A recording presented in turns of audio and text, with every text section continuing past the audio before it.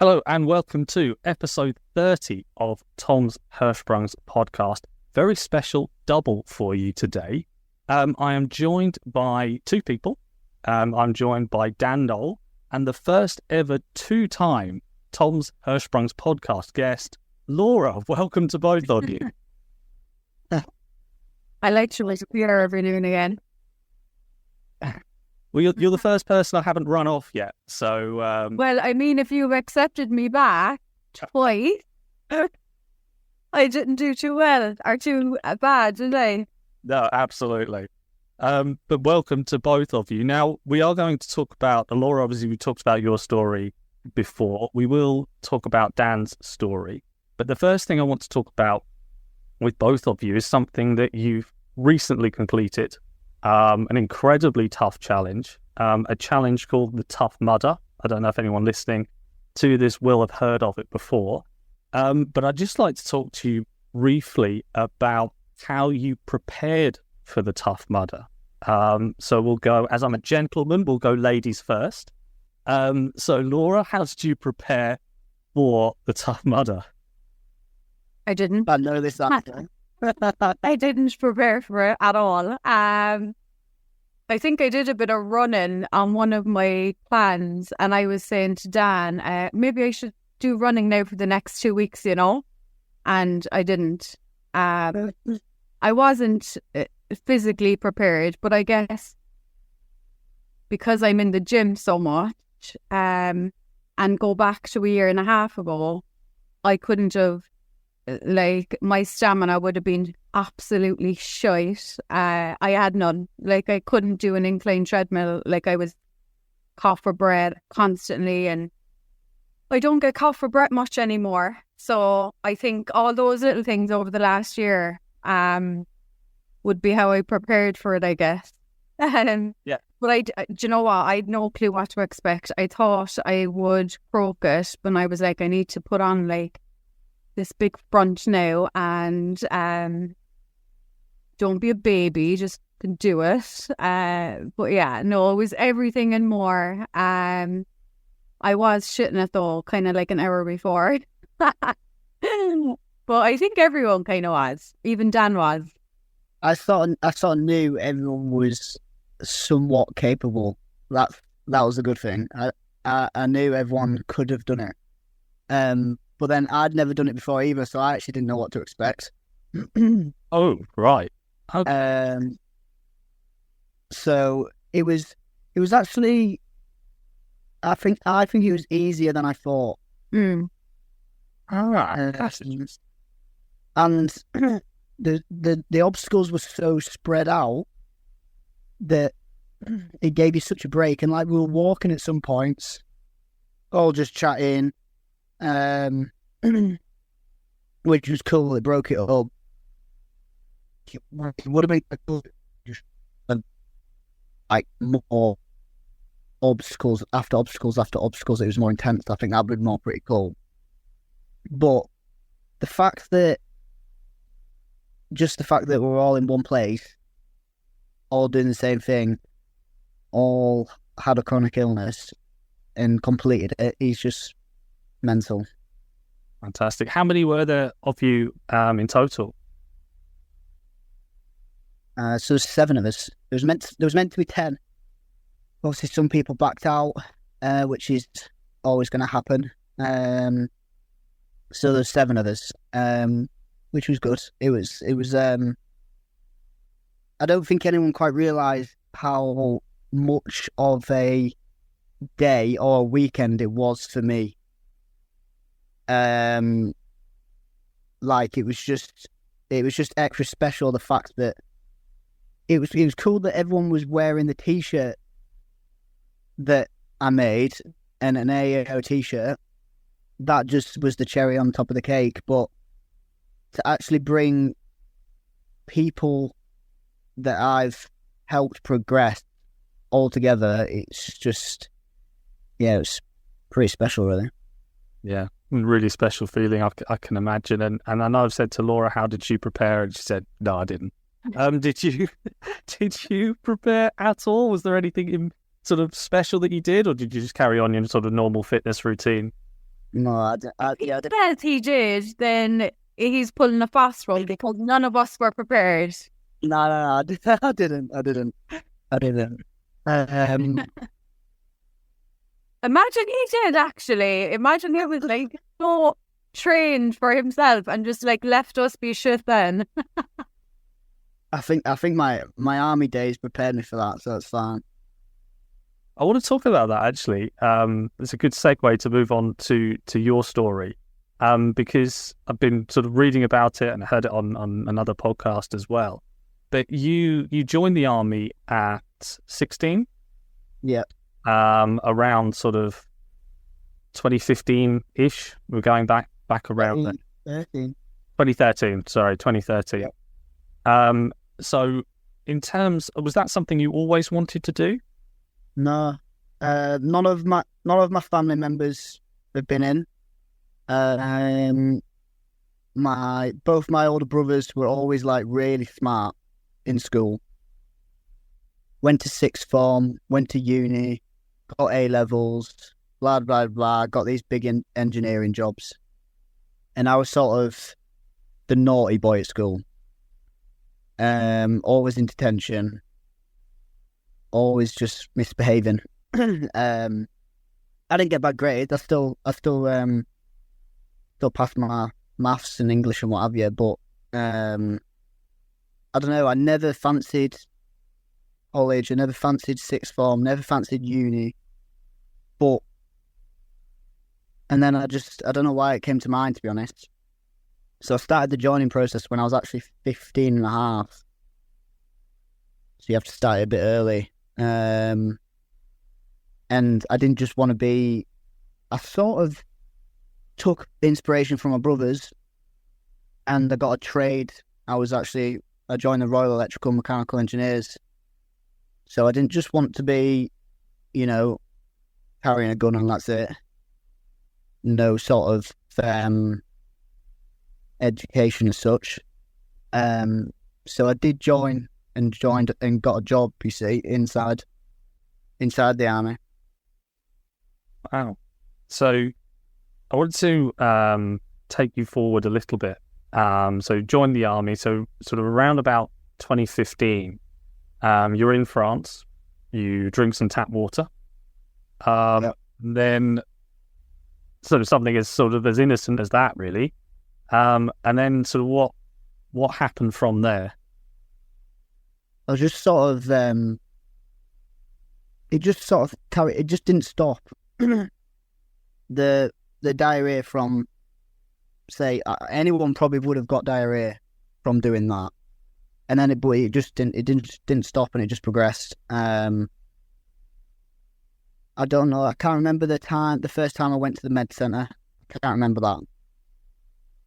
But I imagine I went to the med centre, said what's going on, but they have to liaise with the hospital, you see, so it takes that extra person, and it takes a while, you see. So, and then it just progressed, but I had to carry on with my duties. That was the problem.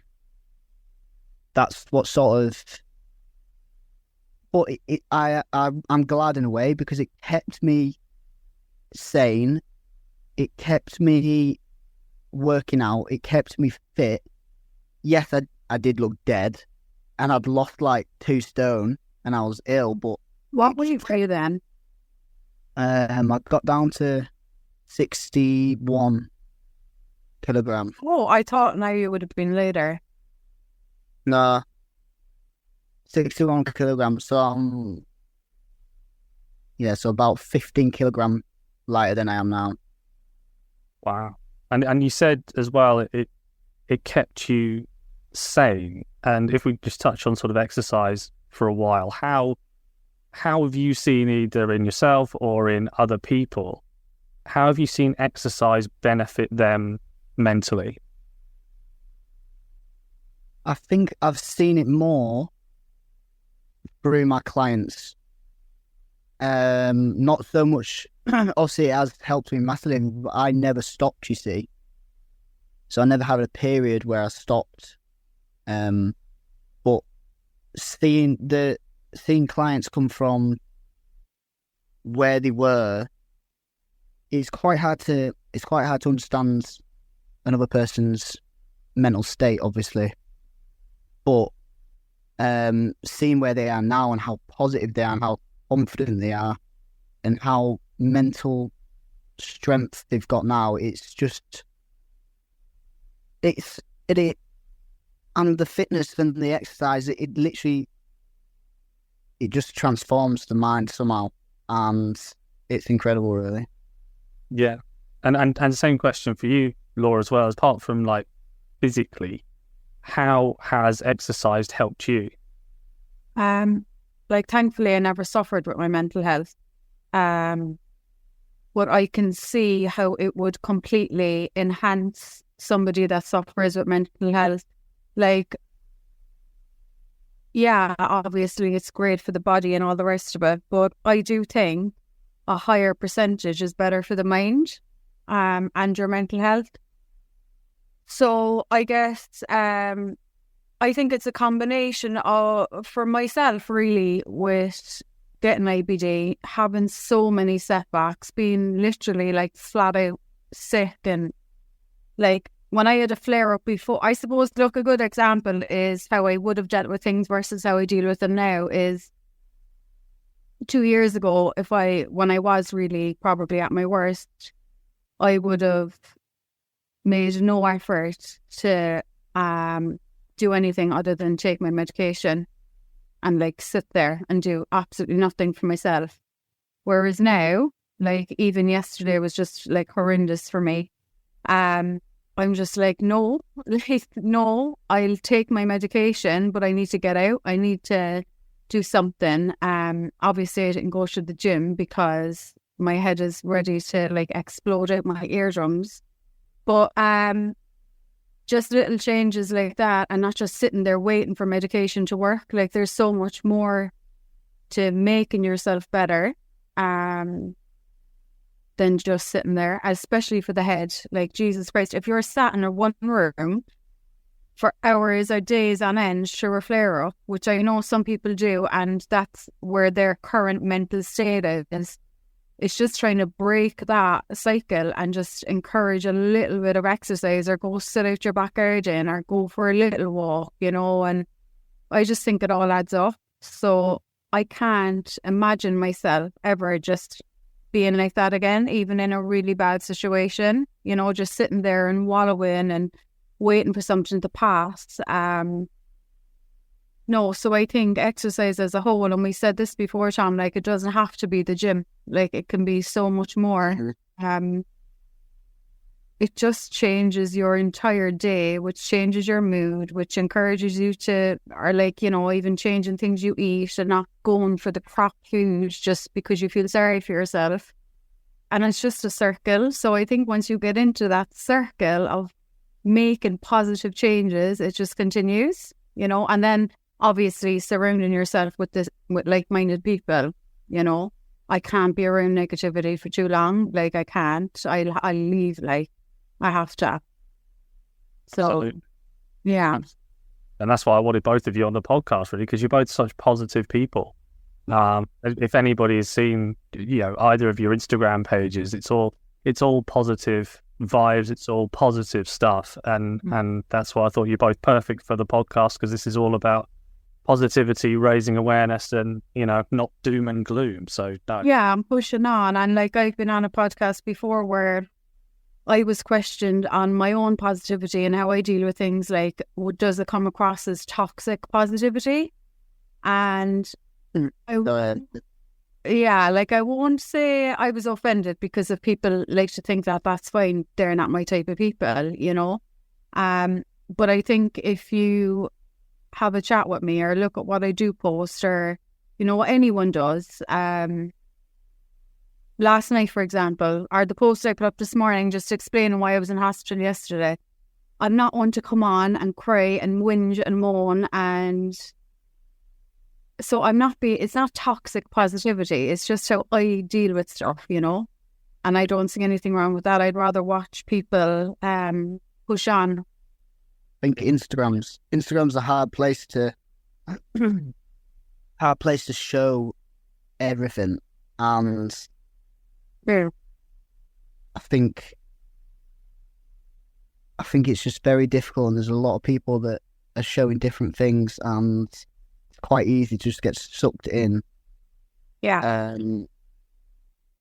I don't even know if I'd suggest, I don't know, like the community is really good, obviously, and I wouldn't have created what I've created without the community. But obviously, when I was ill, when I was going through it, I didn't actually have Instagram, and I didn't see anything about Crohn's disease, didn't hear anything about it. I sort of think that actually helps me get to where I am as such. And I think the body image and mental health with your body is massive, and I think Instagram doesn't help with that. Because everyone compares to each other, and it's hard to get out of that system. So when I got discharged from the army, and when I was really ill, my mental health was I was rock bottom, like. But it was all to do with my body image. I was so depressed about my body image. It might have been because I've been diagnosed with Crohn's disease, but it was just losing the weight and just looking at myself, and it just depressed me every day. So then obviously continuing the gym and gaining that weight improved that, and getting some help on how to deal with it. But I think body image and the mental health side of that is mental. Especially with IBD as well, because some people do lose so much weight that I guess they're like, how can I get myself back? And I suppose, like, Jan, you have people, like, we're all different weights, we all have different problems, blah, blah, blah. But it's just, from you being there is a huge plus for people. Like, I never had that issue of where I was thin. But if I had, it's good to have someone that has been exactly that, with the exact same disease, and knows how to almost build the body back up, but while respecting flare-ups and all the rest of it. Yeah, so when I see someone, or when someone comes to me and they're sort of in the place exactly where I was, where like they've lost a lot of weight, the mental health's dropped because of the body, and they're not confident with the body, it's like crazy, because it's exactly where I was. So you're almost like screaming at them, going, "Come, like, I can help you, I can help you." Yeah, but almost like, it's almost like doing my journey all over again. Through other people. Yeah. Which is actually kind of amazing, really, when you can, give back from what you've been through. Yeah. But then I'm still improving. I've still got goals to hit. Do you know what I mean? I'm not stopping. Just because exactly, yeah. Just because where I am now doesn't mean I'm where I want to be. There's no finish line, is there? For any goal. Like, there's always going to be another one and another one and another one. Never going to be happy with your body, I think, no matter what you look like. No, definitely not. Definitely not. People probably think that now. If if someone came onto my Instagram, seen my physique, they're probably like, oh, he's made it. He looks amazing. But then they don't see me at home looking in the mirror all the time, thinking, fucking hell, I need to lose some weight, or I hate that part of my body, or do you know what I mean? Yeah, I think sometimes as well, it's looking back on the journey and going, actually, I'm really proud of what I've done. I know we all chase constant perfection, which can have its own issues. But I think looking back, and I know, you both have been through your own fitness journeys, and I just wonder if if either of you look back and go, actually, I've come a heck of a long way here. From when you started. I'll start with you, Laura. Do you ever sort of sit back and think, I've come a long way, or is it always look forward? I have to remind them. I have to remind how far they've come. Yeah. It's I'm very guilty of not appreciating the work I've done. Always, like I am really, really hard on myself. I'm very self-critical. So it's like, until like people say to me all the time, Jesus, like you've completely changed everything, like how you look, what you do, your lifestyle, everything. And I'm like, yeah, it's amazing. But I suppose I don't sit there enough and appreciate what I have done. But I definitely don't recognize the person that I was 2 years ago at all. Like, it blows my mind every time. I can't. When I look at those pictures, I'm just like, what in the name of Christ was I doing? Where was I at? Yeah. And like that, Jesus, I'm far from where I want to be, you know what I mean? Far from where I want to be. I'm literally only just finished one part, I guess, and there's so much more work to do. But that's what excites me, it's just always having something to do next. And I think, like I said this to Jana as well, like when I started initially, as we all know, I never, ever exercised, ever. I was obviously very lazy, actually, and just prioritized like partying and that kind of stuff. Good question. What did you do? What did you do before exercise? Before exercise, like you mean before I even got ill? Yeah, like like I was probably out every weekend. A lot. It's shit. Didn't exercise. My family are quite fit, and I used to be just looking at them going, so fucking silly. Or like, oh my God, like, is that literally all you do? Like, how boring, blah, blah, blah, blah, blah. And roles were like, I was always the black sheep in my family. I still am. Like, I keep everyone on their toes, and it's just funny because I'm the youngest, so they think I'm, that the word revolves around me and that kind of stuff. But no, I was, yeah, I just lived a bit of a wild time, I guess, with going out a lot, drinking a lot. Then I got sick and shit hit the fan, and I wallowed for 1.5 years, I guess, through flare-ups and stuff. And then when I connected with Dan, just through the IBD community, you could say, because I also didn't have my page for 2 years of my illness. And it was just a lot of Googling, a lot of figuring out what to do and how to deal with it and stuff. And I can remember him saying, you'll get into the best shape of your life. And I was like, nah, nah, it's not me. And then I was like, will I, won't I? And I started at home, as we know, and then boom, the rest is history, I guess. So you've been working together for about 1.5 years now, is that right? Yeah. Mm-hmm. Mm-hmm. And Laura was one of your first clients, I guess. Is that right as well? Yeah.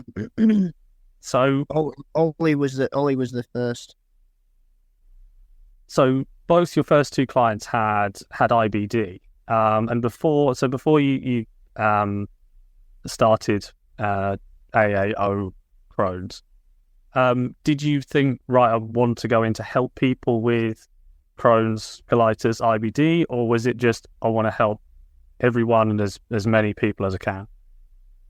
I didn't actually. I got the money to do courses. I just thought that's going to be the best fit for me. That's fully me. So I did that. And then I initially actually just created the page, created the name AAO. And then I actually put on Facebook. So technically, you were my first 2 IBD clients. Technically, you weren't actually my first clients.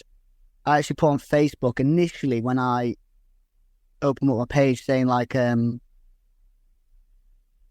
I want 3 mums or something who want to lose some weight after giving birth or something like that. And I got someone. I think it was for free for 4 weeks. She lost some weight, and then that was it. And then I've helped a couple of my mates. And then actually before I got Ollie in my actual first client, I was actually going to give up. I was actually going to delete the page and just not do it, because I just couldn't see how it was going to progress, and I just didn't think I was going to be able to do it. So I was going to sack it off. And then Ollie came along. We connected. How did you find Ollie, actually? I actually don't know. I can't remember, because it was in November now. So he's pushing on 2 years this November. Oh my God, 2 years, bloody hell. Yeah, this is what I asked everyone at Tough Mudder, actually. I sort of asked, how did you actually find my page? I thought it was quite interesting. And Indy said that he was just randomly searching Crohn's fitness in the search page in Instagram, and then my page came up. So I don't know how me and Ollie connected actually initially, because my memory is absolutely awful. So,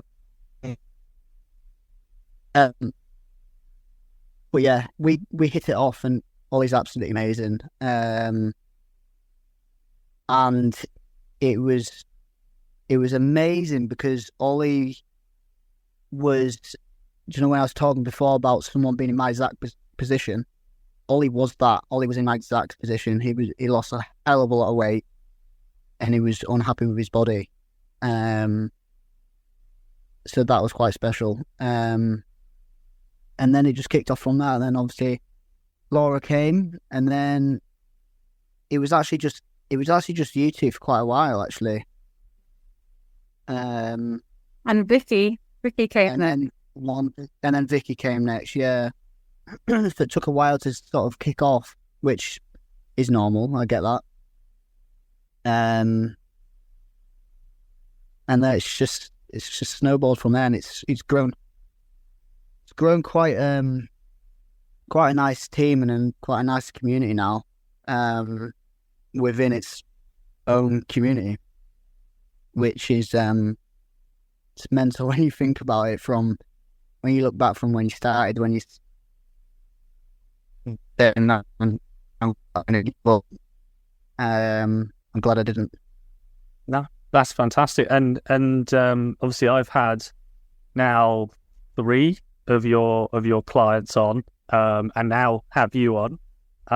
So I feel like I'm doing most of your advertising for you. I sort of don't want to see it as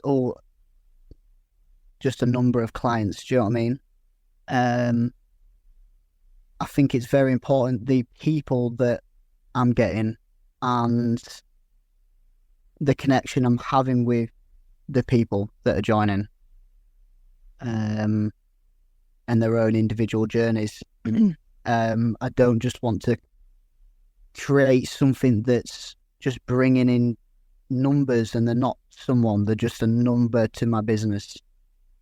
Don't want it to ever be like that. I think it's special the way that I coach and the way that I connect and grow my relationships. Yeah, And that's why I really wanted you on as well, because I think we share the same coaching philosophy.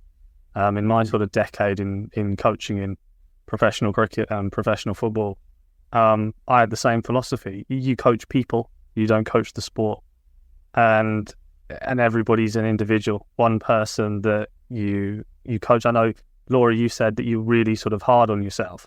So someone, potentially in Laura's situation would need a lot more being picked up, whereas some people might be a bit really overconfident and never criticize themselves, so they might be potentially taking down a peg or two. And I love the fact that you see people as individuals and not just number one, number two, etc., etc. But as we sort of round towards the end here, I want to talk about the future for both of you, actually. And I'll start with you again, Laura. Future-wise, what would you like to see? Sort of, I know you said you think you've come so far, and you think you've got a long way to go. What do you think sort of future for you looks like? Maybe next sort of 18 months, 2 years in your fitness journey. In my fitness journey, yeah, I would like to think I just keep progressing, really. I'd like to further my knowledge in both nutrition and fitness. I still have a hell of a lot to learn. Like, even with the simplest of things, I'll have 10 questions for that one thing.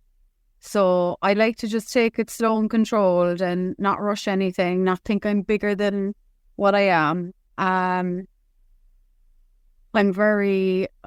get humbled a lot by what I do in the gym and stuff.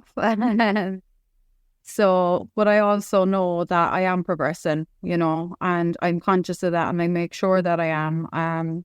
I don't sit back. I do absolutely crucify myself till I get veins popping out of my forehead. They're new things for me. Like the last 2 times I've got my bloods taken, including last night, it's like, oh, they're visible. Not saying that anything else, but I'm just wondering, has that helped, But no, I... Huh? There you go, there's a positive. Yeah, that's a positive. But yeah, I'm a very realistic person. I don't exaggerate. I daydream a lot, but that's all. They're all things important to me that if I have my heart and head set on something, I'll keep going. So, I won't make any rash kind of things like I'm going to do this and I'm going to do that, but I also have goals that I want to hit, and I will hit them. Definitely. And same question for you, Dan. Where do you see you and the business going in the next sort of 18 months, 2 years? I think after the Tough Mudder was, like I said, that was a special day, and I think that was a big sort of milestone. So I'm already planning the next AAO event, which is pretty cool. I do have a job as well, you see. I'm an engineer surveyor. So I would, hoping for this time, I would like to obviously take it full time, and just continue growing that client base and constantly work with people. But myself, you